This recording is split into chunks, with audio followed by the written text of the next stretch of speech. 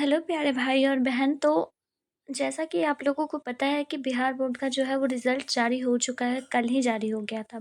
अब इस रिज़ल्ट को जारी होने के बाद ऐसा तो नहीं है सारे स्टूडेंट्स जो हैं वो फर्स्ट डिवीज़न ही हो गए या फिर सारे स्टूडेंट पास ही हो गए या फिर सेकंड आ गया या फिर टॉपर ही हो गए। बहुत सारे स्टूडेंट हैं जिनका रिज़ल्ट अच्छा नहीं आया, बेहतर नहीं आया, वो अपने रिज़ल्ट से असंतुष्ट है। कोई फेल हो गए हैं तो कोई सेकंड हो गए हैं, वो चाहते कि फर्स्ट थे लेकिन हो गए सेकंड। तो वैसे स्थिति में उन सभी स्टूडेंट्स को क्या करना चाहिए? हम बात करते हैं कि समस्या क्या है, कौन-कौन से स्टूडेंट्स के साथ क्या-क्या प्रॉब्लम है। पहली बात तो ये, जो बच्चे असंतुष्ट है यानी कि उन्हें लग रहा था कि वो फर्स्ट डिवीज़न है लेकिन आ गए सेकंड डिवीज़न। कुछ मार्क्स से वो पीछे रह गए, यानी जो स्टूडेंट फर्स्ट हैं, ठीक है? जो स्टूडेंट फर्स्ट हैं लेकिन 3-5 नंबर से वो किसी सब्जेक्ट में वो फेल हो गए हैं, ठीक है? यानी कि 3-5 नंबर से वो पास नहीं हो पाए, तो वो ऐसी स्थिति में स्टूडेंट्स को क्या करना चाहिए? या फिर ये भी है कि बहुत सारे स्टूडेंट जो थे वो एग्ज़ाम में एब्सेंट है, जिनके कारण बस उनका जो है वो रिज़ल्ट जो है वो बहुत ही ख़राब आया। खराब क्या, फेल ही हैं वो। तो वैसे स्थिति में क्या करेंगे, क्योंकि इस बार बिहार बोर्ड में बहुत ज़्यादा टाइट एग्ज़ाम भी हुआ था। तो इस स्थिति में बहुत सारे स्टूडेंट्स जो हैं वो एग्ज़ाम देने के लिए अपने सेंटर पे लेट गए थे और एग्ज़ाम देने के लिए उन्हें नहीं मिला था।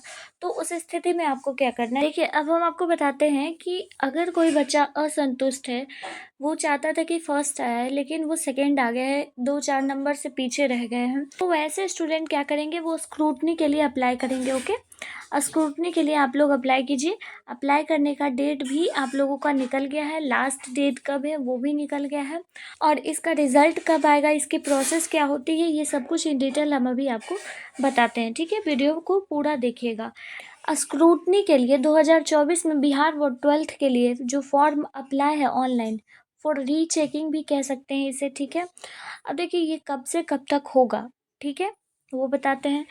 बिहार बोर्ड में आप लोगों ने अपना रिज़ल्ट देख लिया, रोल नंबर और रोल कोड के माध्यम से ये पता है, लेकिन उसके बाद फिर बहुत सारे स्टूडेंट रिवॉल्यूशन चाहते हैं, यानी कि वो अपने जो भी रिज़ल्ट है उससे खुश नहीं है, वो संतुष्ट नहीं है, तो उसके लिए वो स्क्रूटनी के लिए अप्लाई करेंगे।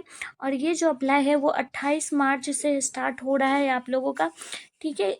किस तरह से प्रोसेस रहेगी वो सब कुछ बताएँगे। 28 मार्च से आप लोगों का ये एक्टिवेट हो जाएगा। स्क्रूटनी का लिंक जो है वो ऑफिशियल लिंक ऑफिशियल वेबसाइट पे मिलेगा आप लोगों का। कौन सा वेबसाइट है वो भी बता देंगे। लास्ट डेट फॉर अप्लाई है 4 अप्रैल, ठीक है? 4 अप्रैल लास्ट डेट अप्लाई है। और इसकी रिज़ल्ट कब आएगी? 31 मई को रिज़ल्ट आप लोगों का भी आ जाएगा। इससे जुड़ी जो भी संबंधित चीज़ें हैं, जैसे कि स्क्रूटनी का अप्लाई करने के बाद क्या होगा, रिज़ल्ट कब तक आ जाएगा, रिज़ल्ट में कोई मतलब कि इस रिज़ल्ट से जो नॉर्मल स्टूडेंट्स का रिज़ल्ट है उसके मुकाबले उसी तरह का रिज़ल्ट आएगा या फिर उसमें चेंजेस होगी, ये सब कुछ बताते हैं हम आपको। जैसे देखिए, स्क्रूटनी के लिए अप्लाई करने के लिए क्या-क्या प्रोसेस होती है, तो उसे अप्लाई करने के लिए आप लोगों को official website Bihar board online dot Bihar dot GOV.in पर आप लोगों को चेक करते रहना है। 28 से आप लोगों का ये अप्लाई हो रहा है, आप लोगों को अप्लाई कर देना है, ठीक है? लास्ट डेट 4 अप्रैल है, ये याद रखिएगा। अब देखिए, click on the Bihar board, किस तरह से ये सारी प्रोसेस है, वो सारी प्रोसेस आप लोग देख लीजिए। रोल नंबर है, पेपर कोड है, ये सब कुछ आप लोगों को देना होगा। और फिर देखिए, फ़ी भी देना होता है। फ़ी आप लोगों का जो है वो पर पेपर के हिसाब से 70 रुपये के करीब लगेंगे, ठीक है? जितना भी, अगर एक पेपर के लिए अगर आप अप्लाई कर रहे हो, जो स्टूडेंट फेल है, पर पेपर के हिसाब से अपना दे सकते हैं। कोई बच्चे 1 पेपर में फेल है, कोई स्टूडेंट जो है वो 2 में है, तो कोई 3 में फेल है, तो उस हिसाब से आप अपना दे सकते हो। अगर इससे अब हो पाता है स्क्रूटनी से तो ये दो, नहीं तो फिर आप कंपार्टमेंट का भी एग्ज़ाम दे सकते हो, उसमें कोई प्रॉब्लम नहीं है। स्क्रूटनी में आप लोगों का कॉपी रीचेकिंग होता है, ठीक है? सबसे पहली बात तो यही है, स्क्रूटनी में रीचेकिंग होती है कॉपी, और आपका इससे नंबर जो है वो 2 से 5 नंबर तक, मतलब मैक्सिमम 5 मार्क्स तक आप लोगों का बढ़ता है, इंक्रीज़ होता है। इससे अधिक इंक्रीज़ नहीं होता है, तो सोच समझ कर आप लोग कीजिएगा, ठीक है? और उसके बाद फिर आप लोग सबमिट बटन पर क्लिक करके रजिस्टर पूरा कंप्लीट कर लीजिएगा। फ़ी के लिए तो वो आपको ऑफ़िशियल वेबसाइट पे दिख जाएगा, आई थिंक रजिस्ट्रेशन फ़ी जितना होता है, लेकिन यहाँ पर लिखा हुआ पर पेपर के हिसाब से 70 रुपये आप लोगों को देना रहता है, ठीक है? उसके बाद स्क्रूटनी का फ़ी क्या है, ये तो हम आपको बता ही दिए कि देखिए paid for the number of subject के हिसाब से आप लोगों को मिलेगा, तो करीब 70 रुपये के आसपास है। उसके बाद फिर देखिए रजिस्ट्रेशन फ़ी जो जितनी भी होती है 12th में आप लोगों का रजिस्ट्रेशन फ़ी जितना लगा होगा, उसके हिसाब से भी आप लोगों को देना होगा फ़ी, आई थिंक, ठीक है? और सब्जेक्ट के हिसाब से भी, ओके। अब अगला बात है कि इसका रिज़ल्ट जो है वो कब तक आ जाएगा। तो पिछले साल जो है वो 19 मई को आ गया था रिज़ल्ट, और इस साल भी जो है आप लोगों का 31 मई तक बताया जा रहा है कि रिज़ल्ट भी आ जाएगा, ठीक है। तो 31 मई तक स्क्रूटनी का भी रिज़ल्ट आ जाएगा। तो इसमें ज़्यादा से ज़्यादा आप लोगों का 5 मार्क्स तक बढ़ेगा, तो आप उस हिसाब से आप लोग अपना दे सकते हो। अब हम ये बोलते हैं कि स्क्रूटनी के लिए आपको अप्लाई करना चाहिए या नहीं। देखिए, अगर आप लोगों के रिज़ल्ट में आप चाहते हो कि आप 2-4 नंबर से फर्स्ट डिवीज़न से सेकंड डिवीज़न आ गए हो, तो उस स्थिति में आप लोग अपना अप्लाई कर दो। लेकिन अगर आपका मान लो 300 नंबर में फर्स्ट डिवीज़न होता है, ठीक है?